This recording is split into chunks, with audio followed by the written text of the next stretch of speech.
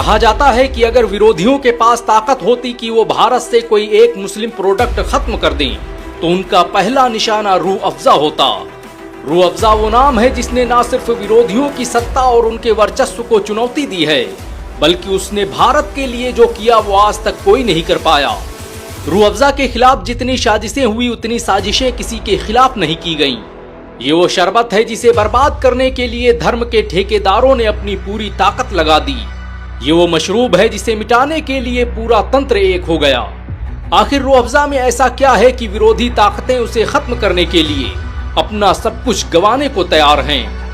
तो कहानी की शुरुआत होती है साल 1906 से, जब देश पर अंग्रेजों की हुकूमत थी और लॉर्ड कर्जन बंगाल के बंटवारे की रणनीति बना रहा था। ये वो दौर था जब देश की राजधानी दिल्ली में भीषण गर्मी पड़ रही थी। हालात ऐसे बन गए थे कि पूरा दिल्ली डिहाइड्रेशन, उल्टी और डायरिया जैसी बीमारियों से पीड़ित था। हर दिन सैकड़ों लोगों की मौतें हो रही थीं और ऐसा लग रहा था मानो दिल्ली जल्द ही वीरान हो जाएगी। ऐसे दौर में जब मौत दिल्ली की सड़कों पर रक्स कर रही थी, तब एक शख्स अपने कमरे में बैठा जड़ी बूटियों के इख्तिलात से कुछ दवाएं बना रहा था। उसने गुलाब, केवड़ा, खसखस, धनिया, संतरा, तरबूज, अनानास, सेब और दूसरी चीजों का इस्तेमाल करके एक ऐसी दवा बनाई जिसने दिल्ली के मुर्दा दिलों में जान फूंक दी।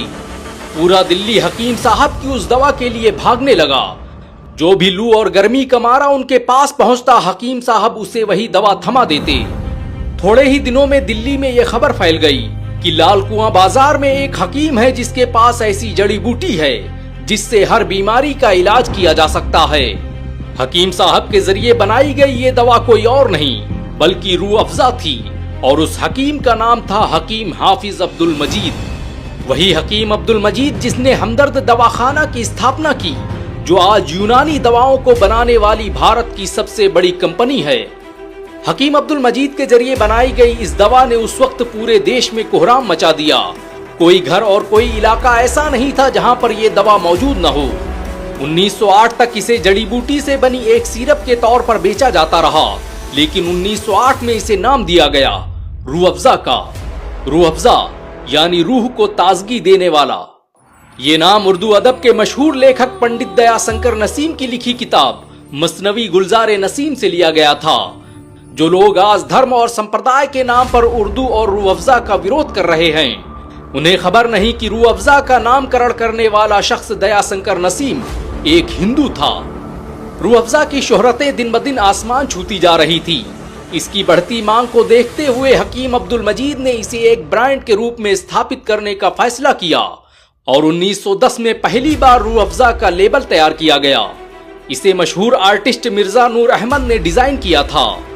रूह अफ़ज़ा को बनाया तो एक दवा के रूप में गया था, लेकिन उसे शोहरतें एक शरबत के रूप में मिली। रूह अफ़ज़ा अपनी तरह का एक पहला प्रयोग था। जिस दौर में भारत में रंगीन छपाई आसान नहीं थी, उस दौर में इसके लेबल को रंगीन कलर में प्रिंट किया गया। रूह अफ़ज़ा का पहला लेबल मुंबई के बोल्टन प्रेस ने छापा था। शुरुआत में रूह अफ़ज़ा को वाइन शेप की कांच की बोतलों में बेचा गया। हकीम अब्दुल मजीद ने बोतल को आकर्षित बनाने के लिए रंगीन लेबलों का इस्तेमाल किया, जो बाद में इसकी पहचान बन गए। बहुत कम लोग जानते हैं कि रूह अफ़ज़ा के लेबल और उसकी पैकेजिंग में आज तक कोई बदलाव नहीं किया गया है। आपको यह जानकर शायद हैरानी हो सकती है कि रूह अफ़ज़ा को बनाने का तरीका और उसका फार्मूला आज तक हकीम अब्दुल मजीद के परिवार के अलावा कोई नहीं जानता।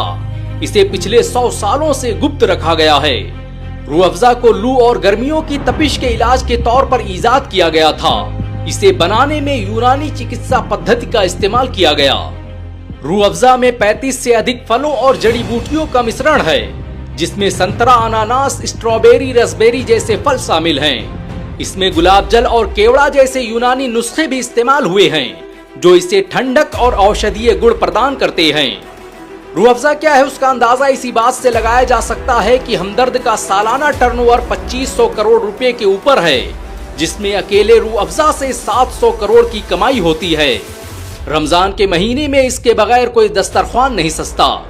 ये शरबत आज भारत की तहजीब और विरासत का हिस्सा बन चुका है। रूह अफ़ज़ा की कामयाबी के साथ हमदर्द दवाखाने का नाम पूरे भारत में फैल गया। 1947 तक हमदर्द एक ऐसा ब्रांड बन गया था जो रूह अफ़ज़ा के अलावा सैकड़ों तरह की दवाएं बेचता था। हमदर्द द्वारा बनाई गई दवाएं आज भी पूरी दुनिया में इस्तेमाल की जाती हैं। पूरे भारत में हमदर्द के 5 लाख से भी ज्यादा आउटलेट मौजूद हैं और इसके द्वारा बनाई गई 600 से अधिक दवाओं से करोड़ों इंसानों की जिंदगी बचाई जा चुकी है। हमदर्द की वेबसाइट के मुताबिक ये कंपनी हर साल 30 करोड़ से ज्यादा यूनिट्स का उत्पादन करती है, जो इसके वैश्विक प्रभाव को दर्शाता है। रूह अफ़ज़ा से लेकर साफी, रोगने, बादाम शीरी, जोसीना जैसी दवाएं आज हर घर में अपनी जगह बना चुकी हैं। 1922 में जब भारत में आजादी की रूपरेखा बनाई जा रही थी, तब हमदर्द ने देश के स्वदेशी आंदोलन में बड़ी भूमिका निभाई। देश के मतवाले रूह अफ़ज़ा का शरबत पीते और क्रांति की आग को भड़काने में लग जाते। हकीम अब्दुल मजीद ने देश और समाज की बड़ी खिदमतें की, लेकिन इसी साल 1922 को उनका इंतकाल हो गया। हकीम मजीद तो चले गए, लेकिन वो अपने पीछे एक ऐसी विरासत छोड़ गए जो आज पूरी दुनिया को अपनी गिरफ्त में ले चुकी है। 1947 में देश के बंटवारे का हमदर्द और रूह अफ़ज़ा पर गहरा असर पड़ा। हकीम अब्दुल मजीद के बेटे हकीम अब्दुल हमीद तो भारत में रहे, लेकिन उनके छोटे भाई हकीम मोहम्मद सईद पाकिस्तान चले गए, जहां उन्होंने हमदर्द पाकिस्तान की स्थापना की। और जब बांग्लादेश की स्थापना हुई तो इसकी एक शाखा वहां भी खोली गई। भारत में रहे हकीम अब्दुल हमीद ने 1948 में हमदर्द भारत को वक्फ कर दिया। बहुत कम लोग जानते हैं कि हमदर्द दवाखाना एक वक्फ संपत्ति है, जिसकी 85% कमाई गरीबों, अस्पतालों और खिदमत खल्क में खर्च की जाती है।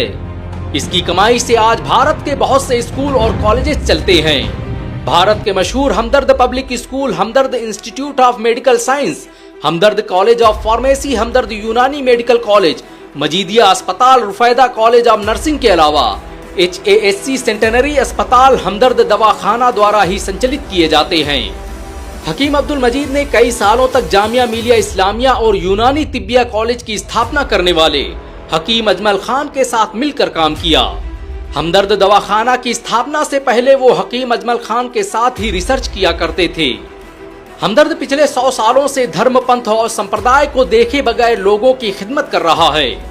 हमदर्द आज भी हकीम अब्दुल मजीद के उस मिशन को लेकर आगे बढ़ रहा है, जिसका मकसद था कि पैसे के अभाव में कोई भी गरीब इलाज से महरूम न रह पाए।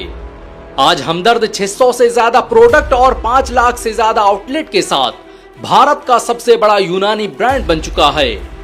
रूह अफ़ज़ा सिर्फ एक शरबत नहीं, बल्कि एक तहजीब है। जो लोग धर्म, पंथ और संप्रदाय का सहारा लेकर रूह अफ़ज़ा को मिटाने की कोशिशें कर रहे हैं, उन्हें पता नहीं कि न जाने कितने तूफान आए और चले गए, न जाने कितने साम्राज्य उखड़ गए, लेकिन वो मिलकर भी रूह अफ़ज़ा को मिटा नहीं पाए। ये एक दवा के शरबत में बदलने की वो कहानी है, जिसने सालों से भारतीयों को एक धागे में पिरो रखा है। वैसे रूह अफ़ज़ा के बारे में आपके क्या विचार हैं, नीचे कमेंट में जरूर बताएं। अगर आप हमदर्द को एक बेहतरीन कंपनी मानते हैं तो इस वीडियो को लाइक और शेयर जरूर करें। ऐसी और वीडियो को देखने